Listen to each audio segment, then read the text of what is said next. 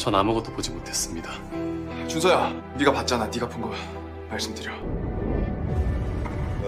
장재경이니? 네. 미안하다, 재경아.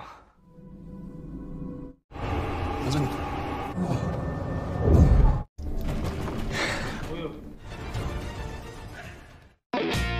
Halo guys, kepriwe kabare? Sehat-sehat toh awakmu? Nek sehat alhamdulillah, nek lagi nggak sehat yo syukurilah. Oke guys, sembari menunggu episode terakhir dari serial drama kembalinya seorang gangster di sekolah SMA, kita kedatangan drama baru lagi yang tentunya tidak kalah seru. Malah menurutku ini jauh lebih seru. Berjudul Connection, sebuah drama bergenre action, kriminal, mystery, and thriller.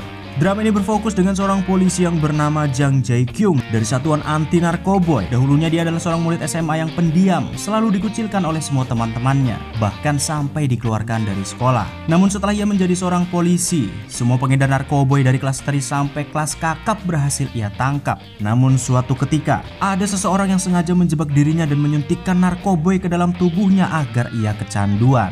Belum jelas apa motifnya, namun Jae-kyung akhirnya harus hidup dengan kecanduan tersebut sembari mencari pelakunya.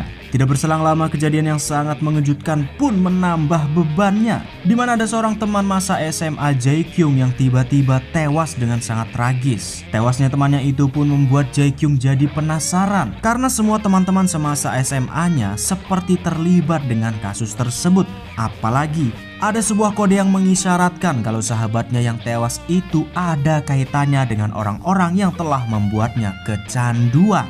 Jadi kira-kira seseru apakah drama kali ini? Buat yang sudah sangat penasaran dengan ceritanya, yuk mari langsung saja kita simak ke alur filmnya. Dan ini dia Connection episode 1 dan 2. 정부는 마약과의 전쟁을 선포했습니다. Kisah dimulai dengan banyaknya obat-obatan terlarang alias narkoba yang sudah sangat beredar luas di kalangan masyarakat Korea. Para aparat kepolisian pun sangat kewalahan menangani kasus narkoba ini karena memang penyebarannya nggak tanggung-tanggung. Penggunanya pun sudah tak terhitung jumlahnya, dari para remaja, orang dewasa hingga menyasar ke lanjut usia. Namun walaupun memang aparat kepolisian sangat kewalahan, beruntungnya ada satuan khusus narkoboy yang sangat gesit dan sigap memberantas para pengedar barang haram ini, dipimpin oleh seorang pria yang bernama Jang Jae-kyung. Mereka pun perlahan-lahan bisa menangkap satu persatu para pengedar narkoboy, bahkan sampai ke bandarnya. Saking hebatnya Jang Jae-kyung bergelut di dalam dunianya, ia pun dianggap sebagai seorang pemberantas narkoboy terhebat yang pernah ada di Korea.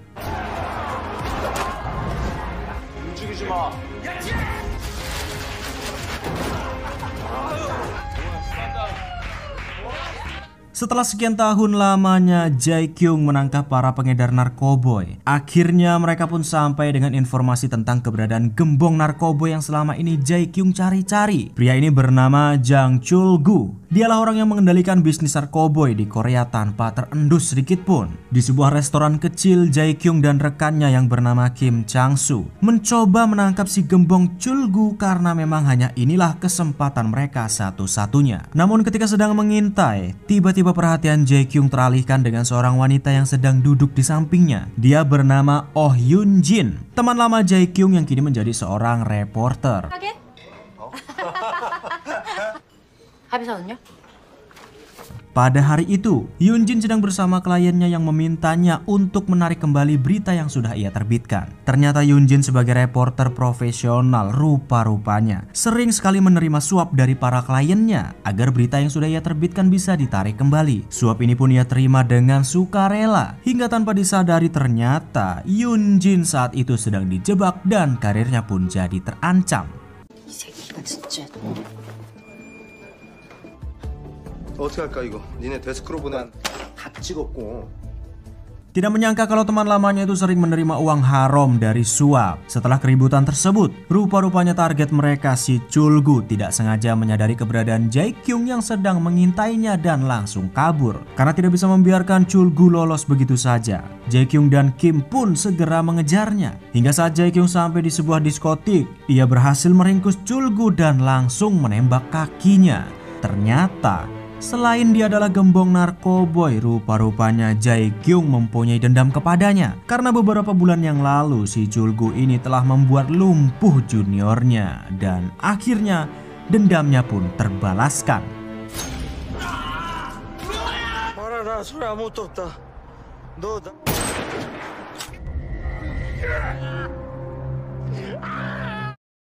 Setelah penangkapan itu, Jae-kyung pun diberi apresiasi sebesar-besarnya oleh kepolisian Annyeong. Dia dinobatkan sebagai satuan khusus narkoboy terbaik dan diberikan kenaikan jabatan menjadi inspektur. Teman-temannya pun tentu saja senang Jae-kyung mendapatkan penghargaan tersebut. Dari rekannya saat ini Kim Chang-soo, ketua timnya Jung, dan terlebih-lebih lagi si junior yang kakinya dilumpuhkan oleh Julgu dan sudah berhasil Jae-kyung balaskan dendam untuknya.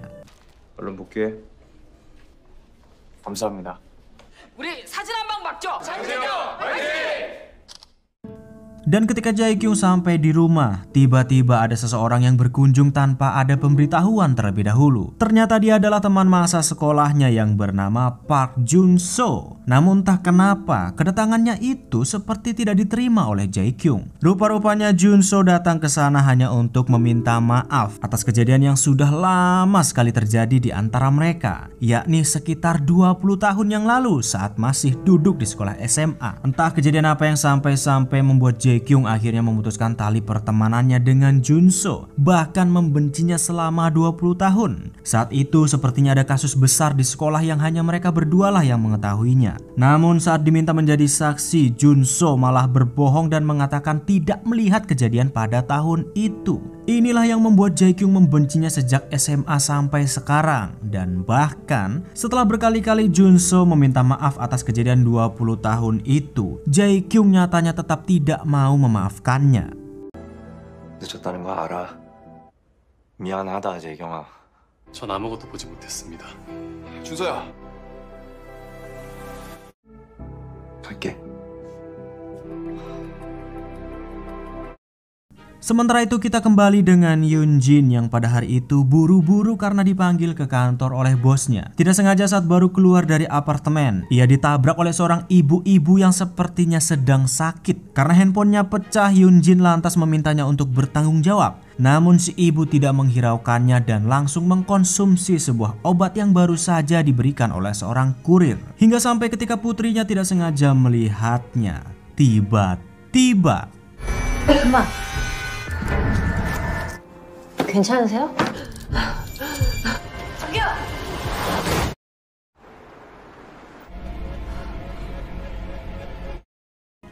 Setelah kejadian itu, Yoon-jin lantas dimintai keterangan di kantor polisi Annyeong sebagai saksi karena ada yang mencurigakan dengan obat-obatan yang dikonsumsi oleh si ibu tadi sebelum tewas. Ternyata pil tersebut dicurigai adalah narkoboy jenis baru yang belum diketahui oleh Jae-kyung dan kawan-kawannya. Yoon-jin terus saja mencerca berbagai pertanyaan untuk mendapatkan informasi karena ya dia seorang reporter. Namun karena jenis narkoboy ini belum diketahui, Jae-kyung pun tidak memperdulikan Yoon-jin dan lebih memilih pergi untuk makan-makan bersama semua rekan-rekannya. 약을 그 자리에서 까먹었고 목격자에 발각되었. 신종 맞네. 이따 약속은 잊지 말고.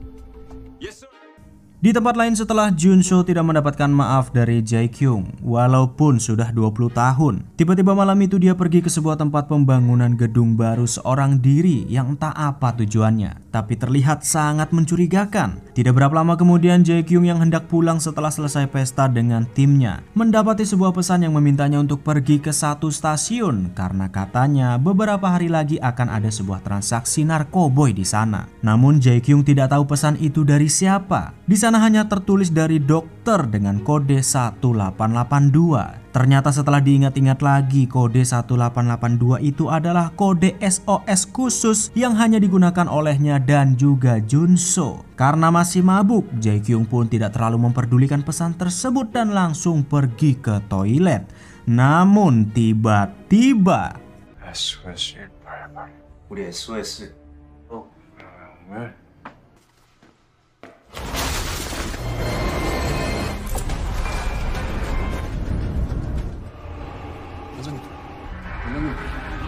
Ya, ternyata Jae-kyung diculik dan disuntik narkoboy oleh seseorang yang entah siapa. Begitu tersadar, Jae-kyung sudah berada di stasiun yang ditunjukkan di pesan tersebut dengan Kim yang menjemputnya. Ternyata ia sudah 3 hari lamanya menghilang dan Kim menerima pesan untuk menjemput Jae-kyung di stasiun itu. Masih kebingungan dengan apa yang terjadi dan siapakah dokter yang memakai kode SOS 1882-nya. Tiba-tiba saat hendak pergi dari sana, benar saja mereka melihat kalau ada seseorang yang sedang bertransaksi narkoboy di stasiun itu.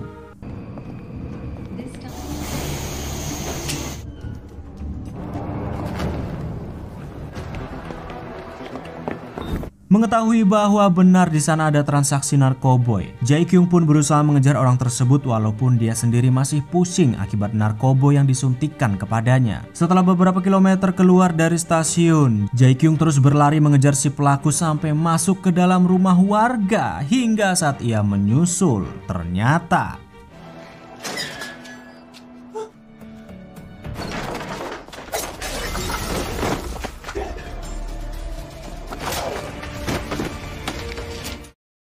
begitu tersadar, rupa-rupanya Jae-kyung sudah pingsan selama setengah hari penuh. Namun tak kenapa sang pelaku tadi tidak membunuhnya dan hanya mencuri pistol milik Jae-kyung. Beruntungnya hanya 2 butir peluru yang ia curi karena Jae-kyung sempat mengosongkan pistolnya. Karena tidak berhasil menangkap sang pengedar, Jae-kyung yang masih sangat merasa pusing bergegas pergi ke Indo April terdekat untuk membeli air mineral dan sebotol obat. Namun saat hendak membayar, alangkah terkejutnya Jae-kyung. Ternyata di dalam sakunya ada sebiji narkoba yang ditinggalkan pelaku. Penasaran siapakah orang yang telah menculiknya dan kenapa mereka mensuntikan narkoboy kepadanya. Tiba-tiba di saat itulah ada seseorang yang mengirimkan video ketika mereka membuatnya kecanduan narkoboy yang entah apa tujuan mereka. 왕관 봅시다.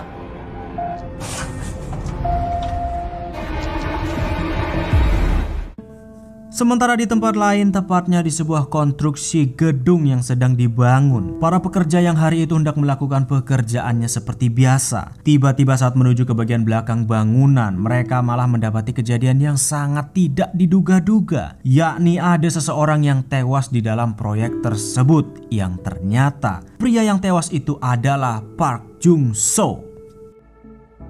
갈게.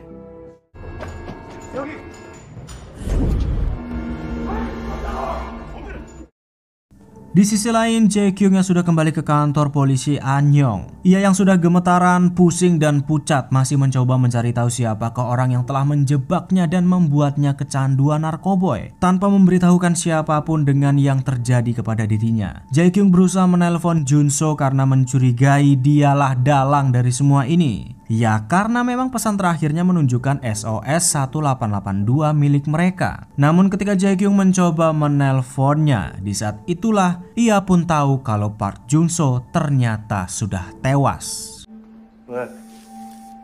박준서 너 지금 어디야? 전반장님.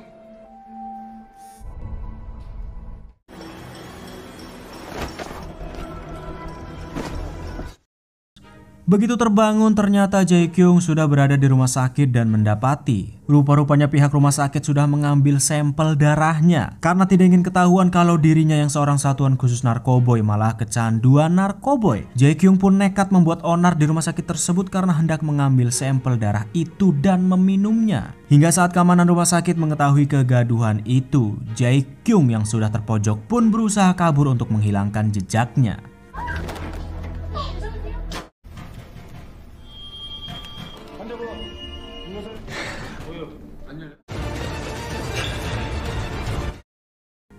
Setelah kejadian itu, pihak keamanan rumah sakit memanggil Kim untuk melihat CCTV bahwa atasannya telah membuat onar di sana. Kim yang melihat kejadian itu pun berusaha menenangkan para staf dan meminta maaf kepada mereka. Namun ternyata seorang dokter yang melihatnya mengetahui betul bahwa gejala yang dialami oleh Jae-kyung adalah orang yang sedang kecanduan narkoboy. Namun tiba-tiba entah dari mana Jae-kyung pun datang dan menyangkal semua tuduhan si dokter. Jae-kyung mengatakan bahwa ia hanya sakit biasa dan lantas balik memojokkan si dokter dengan dalih ia tidak terima darahnya yang diambil tanpa seizinnya, maka dari itu dia meminumnya kembali.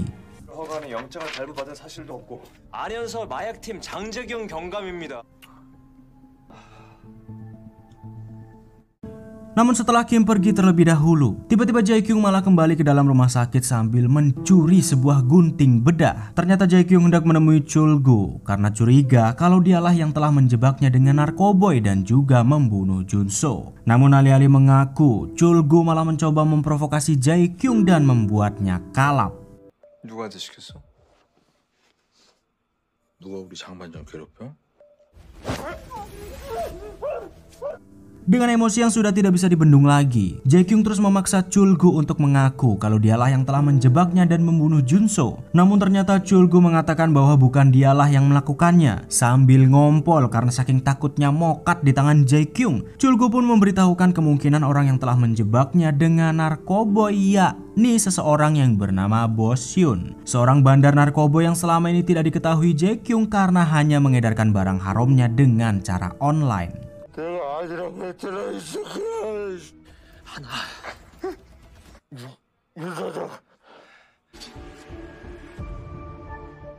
Dan ternyata benar, di sebuah tempat yang antah berantah, orang yang waktu lalu Jae-kyung kejar dan mencuri pistolnya adalah salah satu anak buah Bosyun. Dia bernama Gong Jin-uk dan ini adalah Bosyun. Mereka berdua adalah pengedar narkoboy jenis baru itu. Namun bukan merekalah yang membuatnya, tapi si dokter, orang yang masih tidak diketahui siapakah orangnya. Bahkan mereka berdua pun tidak tahu identitas si dokter. Mereka hanya mengikuti semua perintahnya, bahkan penculikan Jae-kyung dan ide untuk membuatnya kecanduan narkoboy pun adalah ulah orang yang dipanggil si dokter ini.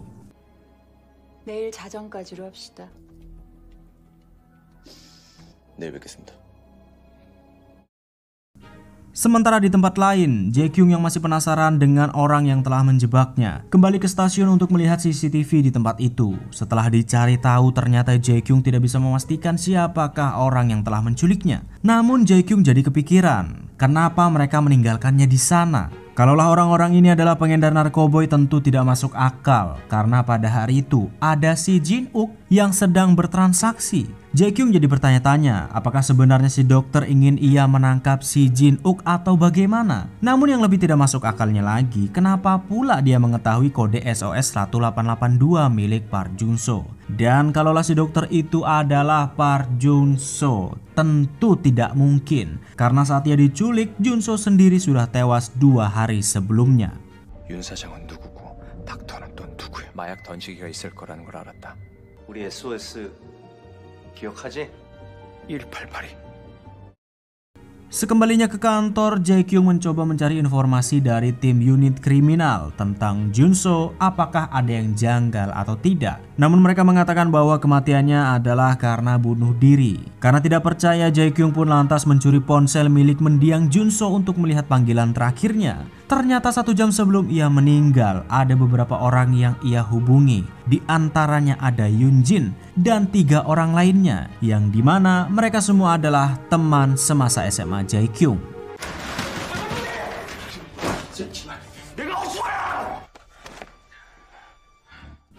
Masih bingung dengan teka-teki kenapa Junso memutuskan untuk bunuh diri, tiba-tiba si dokter, orang yang telah menjebaknya dengan narkoboy, entah kenapa mengirimkan pesan kepadanya. Karena tidak ingin melewatkan kesempatan itu, Jae-kyung meminta Kim untuk segera melacak lokasinya. Namun ternyata si dokter ini cerdik dan tidak bisa dilacak, karena Jae-kyung ingin tahu betul apa hubungan narkoboy dengan tewasnya Junso. Apalagi si dokter menggunakan kode SOS mereka. Jae-kyung pun segera pergi ke tempat duka untuk melihat langsung jasad Park Junso. Karena ia curiga sebab ada beberapa orang yang tidak ingin adanya otopsi dilakukan kepada Park Junso.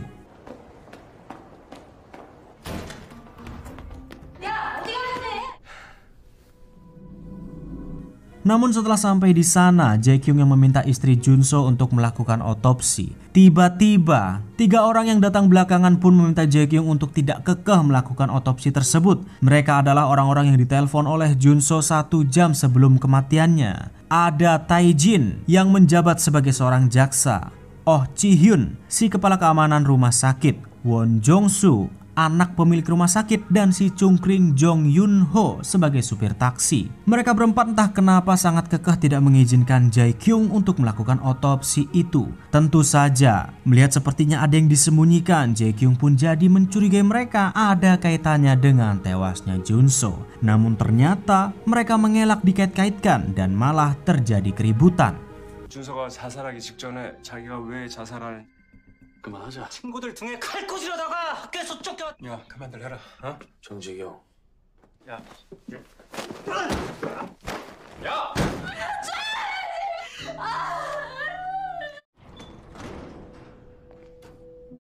Setelah jasad Junso disimpan, Yoonjin lantas meminta Jae Kyung untuk tidak kekeh melakukan otopsi sebab kemungkinan bunuh diri itu memang bisa dipastikan. Karena ternyata setelah Junso kehilangan putrinya yang meninggal akibat penyakit kronis, ia jadi sangat murung dan terlihat tidak lagi ingin melanjutkan hidupnya. Apalagi ternyata Taejin dan Won Jong-soo adalah orang yang membantu putri Junso selama menjalani perawatan di rumah sakit. Jadi rasa-rasanya nggak pantas jika Jae Kyung menuduh mereka.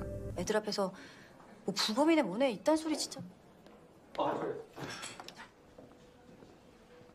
Tidak berapa lama kemudian saat Yoonjin mengantarkan istri Junso pulang, Jae Kyung yang bertemu dengan salah satu teman sekolahnya pun mulai bertanya beberapa hal, terutama tentang kelakuan Yoonjin yang menjadi seorang reporter yang menerima suap. Teman yang bernama Ho Ju Song pun menceritakan, ternyata alasan Yoonjin melakukan semua perbuatan kotor itu adalah demi putrinya. Rupa-rupanya putrinya saat ini ada di Kanada dibawa oleh mantan suaminya setelah mereka bercerai. Karena diketahui mantan suaminya itu pemalas, Yoonjin pun berusaha mati-matian mencari uang untuk mengirimnya ke Kanada agar putrinya bisa hidup dengan layak. 진짜 월급이 빤하잖아. 그랬어? Namun di saat mereka masih membahas Yoonjin, tiba-tiba Ho Ju menceritakan sebuah rahasia yang hanya diketahui olehnya tentang Junso. Rupa-rupanya seminggu sebelum ia tewas, Junso datang kepadanya karena hendak membuat asuransi. Bahkan sampai 3 asuransi sekaligus. Katanya sih karena Junso akan membuat sebuah perusahaan. Karena Ho Ju bekerja di tempat asuransi, ya tentu dia pun membuatkannya. Namun ketika Ho Ju belum sempat menyelesaikan ceritanya, tiba-tiba Taejin memotong pembicaraan mereka karena katanya ada yang akan diumumkan. 주목해 주시기 바랍니다. 유언장을 남겼습니다. Rupa-rupanya yang hendak diumumkan itu adalah sebuah surat wasiat yang telah ditinggalkan oleh Park Jung-so seminggu sebelum ia tewas. Ternyata wasiat tersebut berisikan sebuah asuransi sebesar 5 miliar won yang akan diwariskan kepada seseorang. Asuransi ini adalah yang dibuat melalui Ho Ju. Semua orang yang ada di tempat duka pun mendengar dengan seksama. Kira-kira kepada siapakah uang sebesar 5 miliar won itu akan diberikan? Namun ketika Taejin membacakan isi surat tersebut, alangkah tidak terduganya. Ternyata uang sebesar 5 miliar won itu malah diwariskan kepada 2 orang yang bukan keluarganya, yakni Jang Jae Kyung dan juga Oh Yoonjin. 소유한 주식회사 오디오 파일의 주식 오윤진, 장재경. Ya, tentu semua orang pun terkejut. Kenapa malah uang sebesar itu diberikan kepada orang yang jelas-jelas tidak akrab dengannya dan bukan kepada keluarganya? Apalagi selama ini semua orang juga tahu kalau hubungan Junso dan Jae Kyung sangatlah tidak baik. Bahkan Jae Kyung sendiri tidak mau memaafkan Junso atas kesalahan yang pernah ia lakukan semasa SMA, padahal sudah 20 tahun lamanya. Jadi kira-kira kenapa kok tiba-tiba Park Junso malah memberikan warisan tersebut kepadanya, bahkan Yoonjin yang juga bukan siapa-siapa. Dan terlebih lagi, siapakah orang yang telah membuat Jae Kyung kecanduan narkoboy? Apakah semua itu ada hubungannya dengan tewasnya Park Jung-so? Mari kita cari tahu di episode selanjutnya. 장재경.